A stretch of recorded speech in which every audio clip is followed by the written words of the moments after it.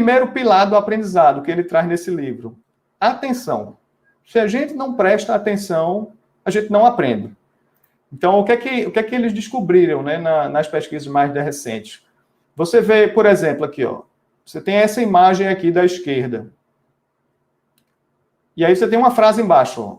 A mulher está jogando um frisbee num parque. Quando você mostra essa frase para um leitor com essa palavra sublinhada, que é o frisbee, o cérebro da pessoa, ó, meio que passa a não perceber mais quase tudo que tem na imagem e foca onde está o frisbee.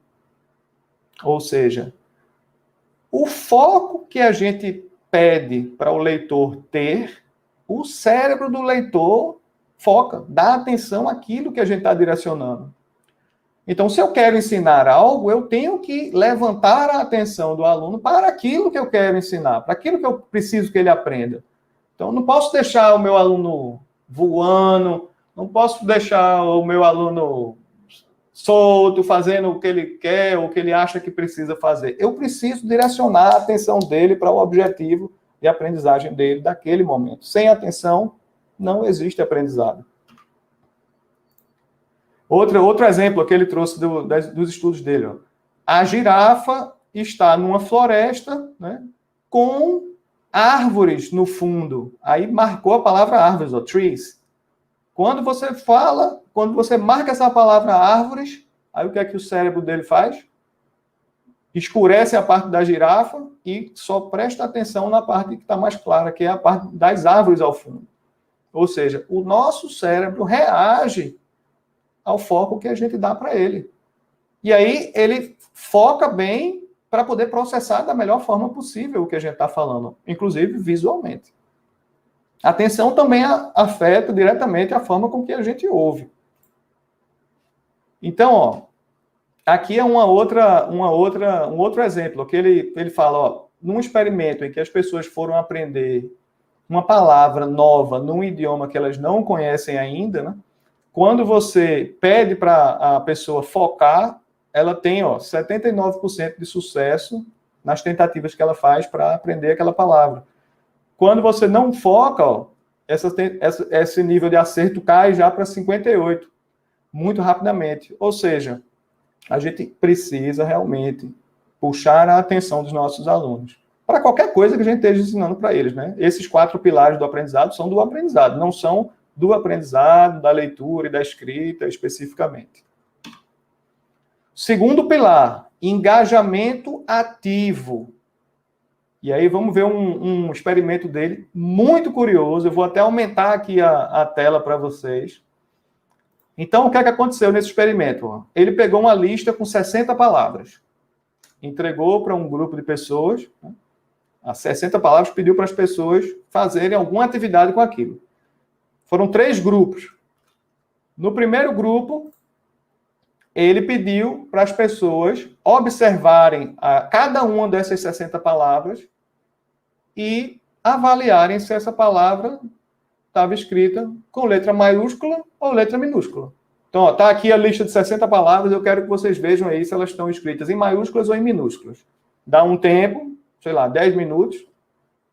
Aí, para o segundo grupo, para o grupo B, ele perguntou, essas palavras, quais dessas palavras rimam com a palavra barco? Que poderia ser qualquer outra palavra, né? Quais dessas palavras rimam com Américo, com professora, com coordenadora, com diretora, com amor, com carro, enfim. Então, ele pediu o quê? No primeiro grupo, ele pediu para prestar atenção no nível da letra, né? Se é maiúscula ou se é minúscula. No grupo B, o que é que ele já pediu para prestar atenção? No fim da palavra, né?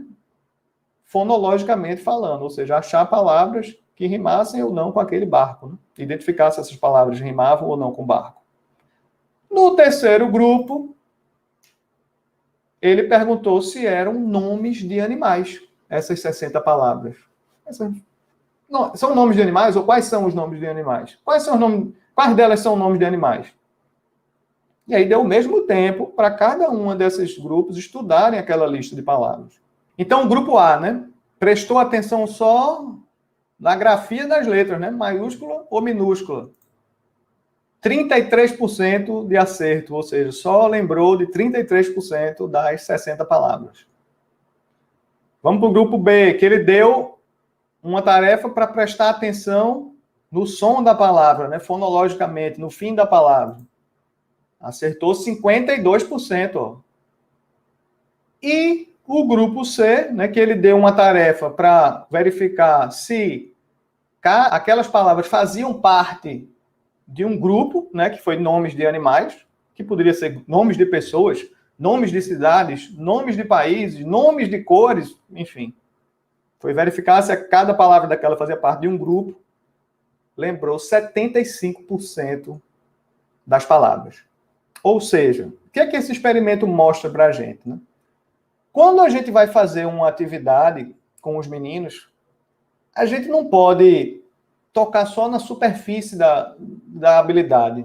Então, quando eu peço para ele ver só se a letra é maiúscula ou minúscula, ele está entrando num nível muito superficial da lista de palavras. Ele, na verdade, ele não precisa nem ler a palavra. Ele, só olhando a lista de palavras, ele consegue saber se é maiúscula ou minúscula. Ou seja, ele não precisa se esforçar muito. Quando você vai para o grupo B, já tem um esforço maior. Por quê? Porque ele precisa ler o fim das palavras e fazer uma comparação fonológica com uma palavra guia, que é o barco. Né? Ele precisa saber se termina com có, ou com có, ou com arco, né? Cada uma dessas palavras. Então, ele está fazendo um processamento mais aprofundado. Ele está olhando a palavra, pegando o som final e comparando com uma outra palavra. E aí, o grupo C está fazendo um processamento total. Ele está lendo a palavra, pensando no significado da palavra e avaliando se esse significado encaixa com um grupo que foi passado, que nesse caso foi um grupo de nomes de animais. Ou seja, quanto mais a gente vai na profundidade da atividade, ou seja, acessou... Vamos pensar naquela rede que ele mostrou cerebral. Primeiro, a caixa de letras vai nas letras e reconhece as letras. Aí, em paralelo, sai uma rota que ativa a síntese do som da palavra, né, que é a rota fonológica. Ou seja, no primeiro grupo A, só ativou a caixa de letras, só reconheceu maiúscula ou minúscula. Não precisava usar o resto da nossa rede neural relacionada à leitura e escrita, só ver se a letra é maiúscula ou minúscula. No segundo, ele precisava fazer o quê? Reconhecer as letras, ativar fonologicamente a rede fonológica, né, para sintetizar o fim da palavra e ver se ela batia com o fim de outra palavra. Ou seja, ativei reconhecimento de letras, rota fonológica. No grupo C, o que é que foi necessário da criança? Reconhecimento de letras, né, rota fonológica para poder chegar na síntese da palavra e aí chegar no significado e do significado ver se essa palavra se encaixava com esse grupo, que foi o grupo dos animais. Ou seja, quando as crianças estão engajadas mentalmente em algo que vai além da superfície da água, né? Eu pensando assim, a parte mais superficial da habilidade, elas aprendem mais. Elas conseguem aprender cada vez mais. Então, engajamento ativo é isso. Engajamento é mergulho na habilidade e no que está se querendo aprender. E aí ele traz explicitamente no livro,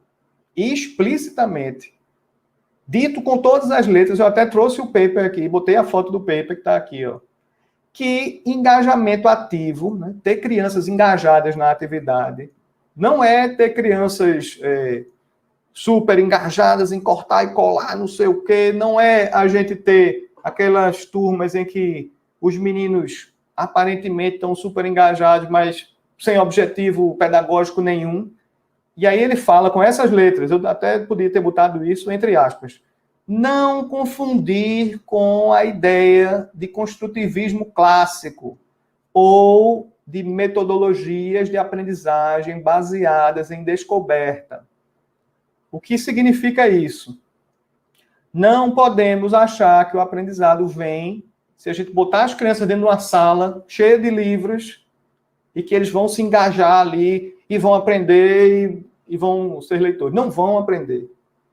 Não adianta a gente achar que a própria criança, se engajando com um brinquedo ou com um livro de literatura, ela vai aprender sozinha. Não é isso. Engajamento ativo não é isso.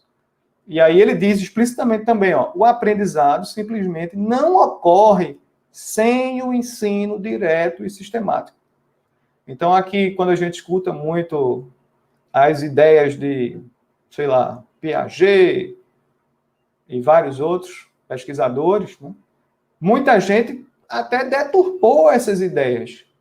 E muita gente no Brasil acha que o construtivismo significa uma pedagogia laissez-faire. Faz o que quer o menino, e ele, ao interagir com o meio ou com o outro, ele vai aprender. Isso não funciona, minha gente. Não é assim que funciona.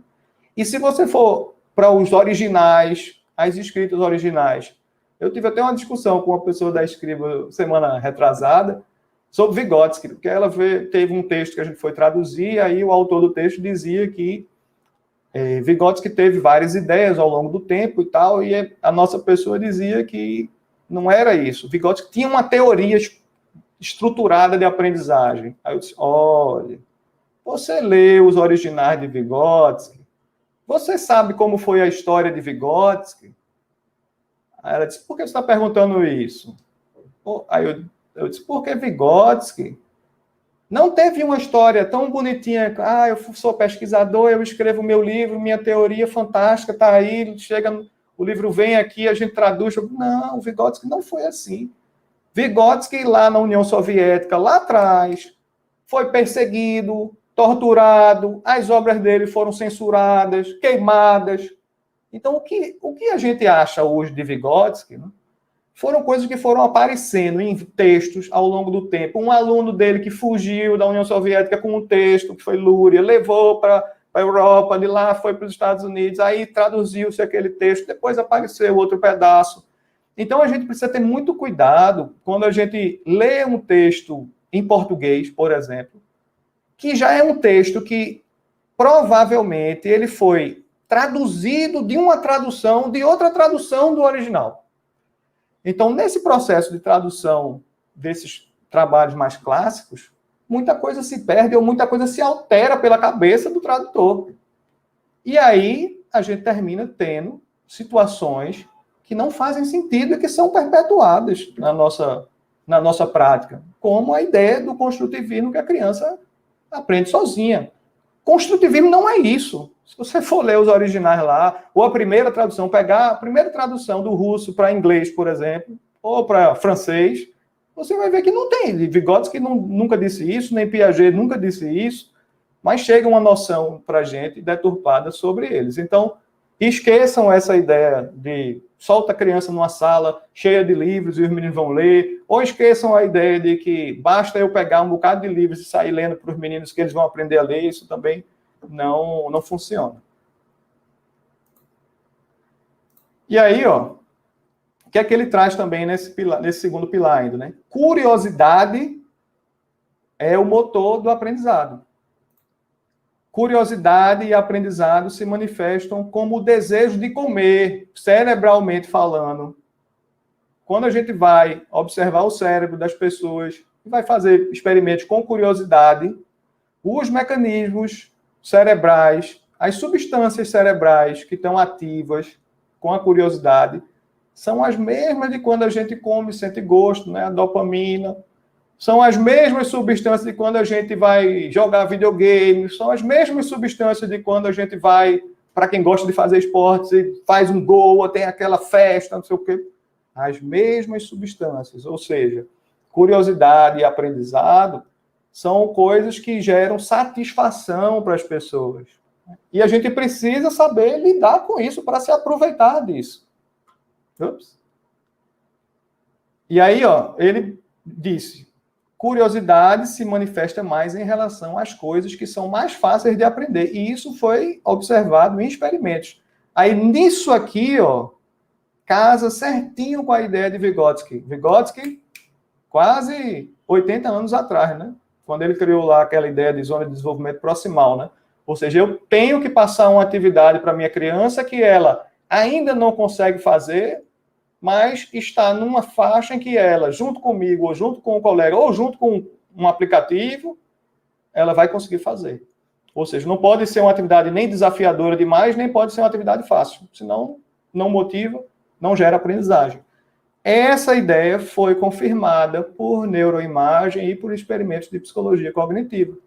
Então, a gente precisa sempre passar atividades que são um pouco mais difíceis do que o que a criança consegue, para que a criança tenha curiosidade. A gente mesmo é assim. Se eu passar uma meta para vocês, pronto, esse curso, se eu chegasse para vocês e dissesse, vocês vão ler esse capítulo aqui do livro de Daene em inglês ou no original em francês, provavelmente a gente iria ter um retorno bem menor do que o retorno que a gente teve com o vídeo que vocês assistiram. Por quê? Porque o nível de complexidade de ler um capítulo de neurociência em inglês ou em francês é muito maior do que o nível de complexidade de assistir uma síntese em português.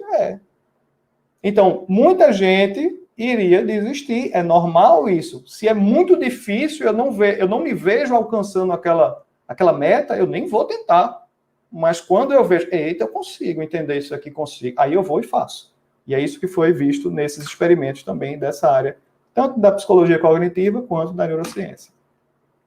Como estimular a curiosidade? Umas dicas. Desafios adequados para o nível da criança. Não repreender aquelas crianças que falam muito dentro da sala, né? Aquela criança que está sempre querendo falar alguma coisa, querendo participar. Deixar aquilo acontecer. Não feche aquela criança, porque se você começa a fechar muito ela, aí ela desiste de participar, e aí ela perde a curiosidade, perde o interesse. Sempre premiar o esforço das crianças, ou seja, os mecanismos neurais que acendem lá dentro do nosso cérebro, quando a gente consegue aprender algo, são os mesmos de quando a gente tem um prazer muito grande. Então, premiação é muito boa para o aprendizado. O que a gente não pode é premiar pelo resultado. A gente tem que premiar pelo esforço da criança. Então, mesmo que ele não consiga, se ele se esforçou, eu vou dar um incentivo para ele. E vou dizer, amanhã a gente vai tentar de novo, eu vou ficar junto de você e você vai conseguir. Então, sempre trabalhar o esforço. Se ele se esforçou, ele pode ser premiado com um sorriso, ele pode ser premiado com um parabéns pelo esforço, ele pode ser premiado com uma estrelinha escrita na mão, que ele acha fantástico aquilo que para a gente pode ser uma coisa banal. Então, premiação não é ruim. Mentalmente, cerebralmente, a premiação é parte do aprendizado. Ela é parte da satisfação que a gente tem ao aprender algo. E um experimento muito engraçado que eles fizeram foi em relação a aulas muito expositivas.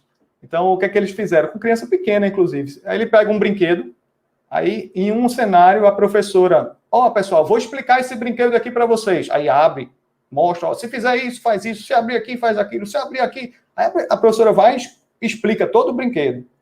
Aí depois eles entregam os brinquedos e medem o tempo que cada criança brinca com o brinquedo. Aí, num outro cenário, a professora chega e faz, pessoal, isso aqui é um brinquedo, ele serve para isso, isso e isso. Toma aí, veja aí se vocês conseguem. Aí os meninos começam a experimentar, enfim.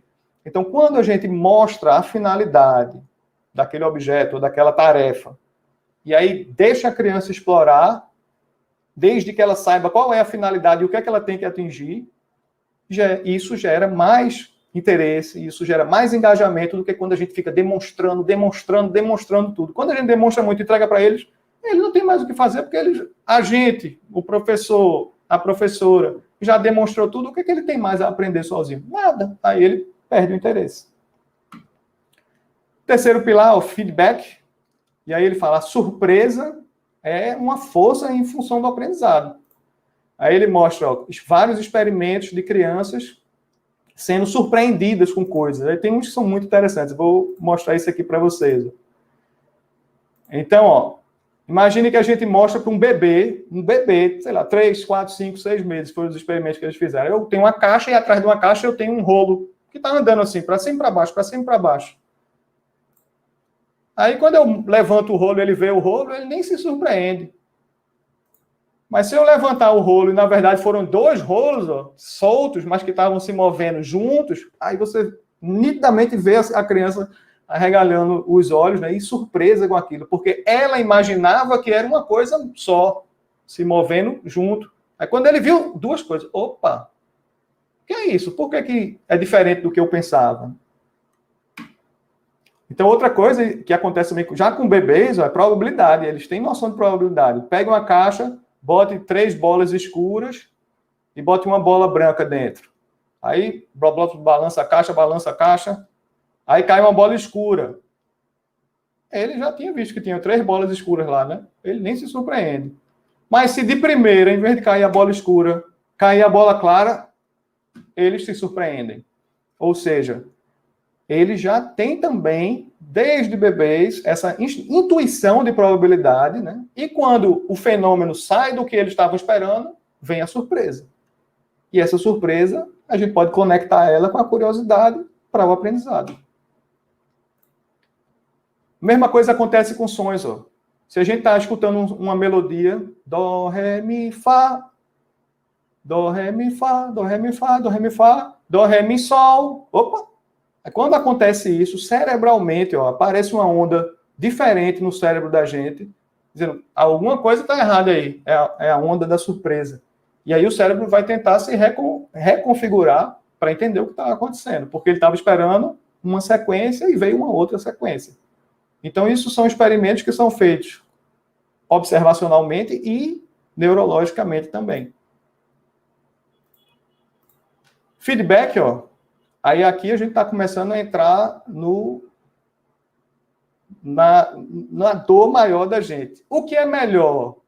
Eu estudar 10 minutos e depois estudar de novo 10 minutos, um assunto qualquer, ou estudar 10 minutos e fazer um teste.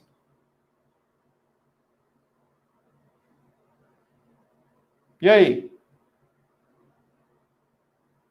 5 minutos depois, ó, se eu estudar 10 minutos e depois mais 10, ou estudar 10 minutos e fizer um teste, ó, 5 minutos depois, eu acerto um pouco mais, ó,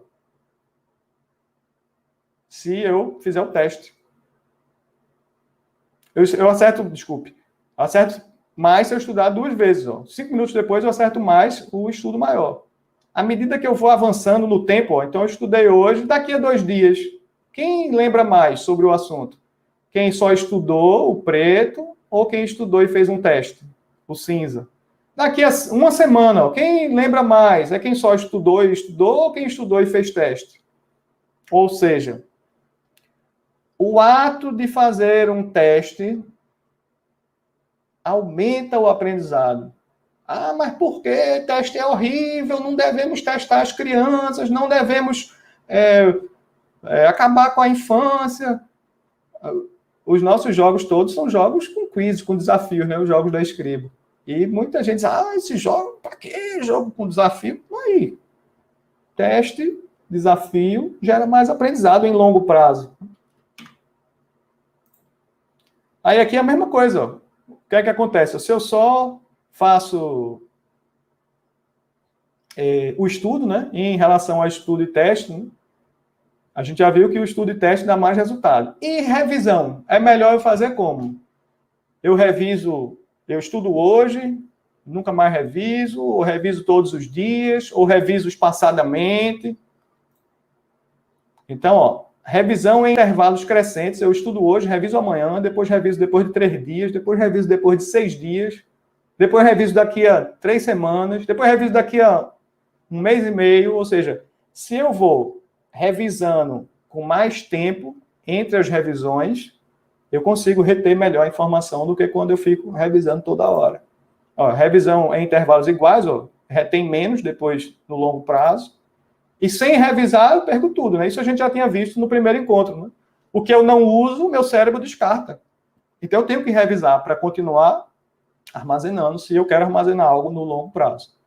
Então, esse tipo de experimento também mostra isso. Eu preciso, então, estudar e testar e revisar depois, só que esse tempo entre as revisões tem que ir aumentando, para que eu consiga segurar isso no meu cérebro por mais tempo e consiga, e obviamente, aprendendo outras coisas no meio do caminho. Né?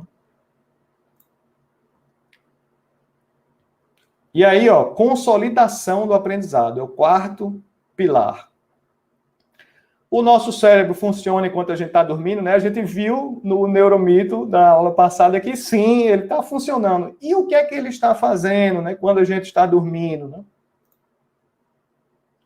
Esse experimento é interessantíssimo. Esse experimento é com um ratinho. Não dá para fazer isso com bebês. O Comitê de Ética não aprova, não deixa. Então, o que é que eles fizeram? Eles colocaram um aparelho para medir a atividade cerebral do ratinho. E aí o ratinho, acordado, vai andando lá dentro do caminhozinho e tal, anda para lá, anda para lá, anda para lá, e eles vão medindo o que vai acontecendo no cérebro do ratinho. Aí o ratinho, acabou o dia dele, vai dormir, eles continuaram medindo o cérebro do ratinho. O que é que aconteceu dentro do cérebro do ratinho?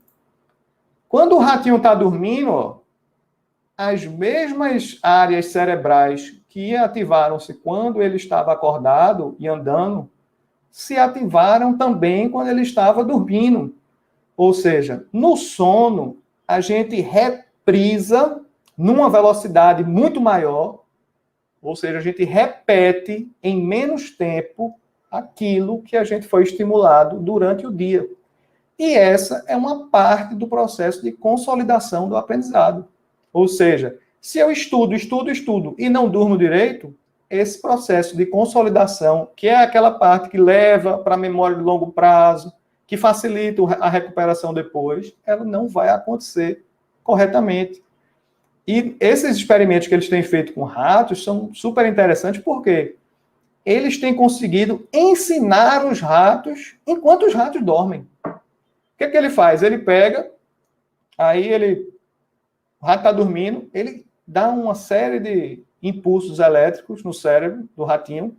Por exemplo, para dizer, ratinho, quando você acordar de manhã, vá primeiro para a salinha vermelha, depois vá para a sala verde, e na sala laranja vai ter uma comida ou uma água para você. Aí faz isso várias vezes durante a noite no cérebro do ratinho, dá esse estímulo, né? Tchá, tchá, tchá. Aí quando chega de manhã que o ratinho acorda, o que é que ele faz? Vai na primeira sala, vai na segunda sala e vai na terceira sala. Então, o que é que eles hoje em dia conseguiram já detectar com ratinhos? Eles conseguem já ler o sonho do ratinho, eletricamente falando, ou seja, eles conseguem ver que o sonho do ratinho, na verdade, é o caminho que o ratinho fez durante o dia, e eles conseguiram injetar um conhecimento novo através do sono do ratinho, e aí o ratinho, no dia seguinte, ele vai e faz aquela atividade.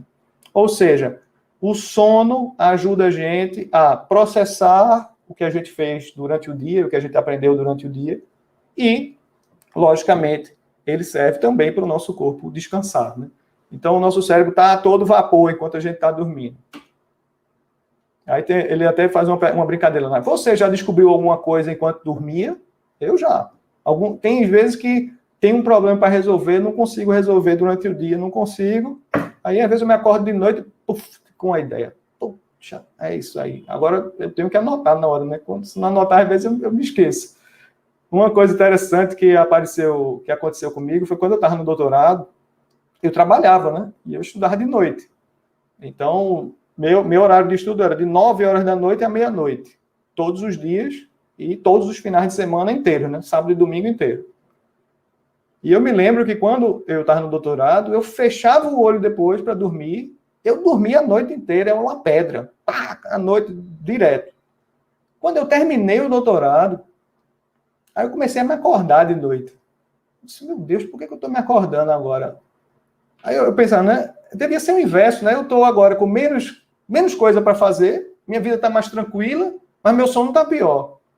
Aí o médico disse, Américo, você estava num período em que o seu cérebro precisava processar muita coisa sem parar, porque você estava estudando muito.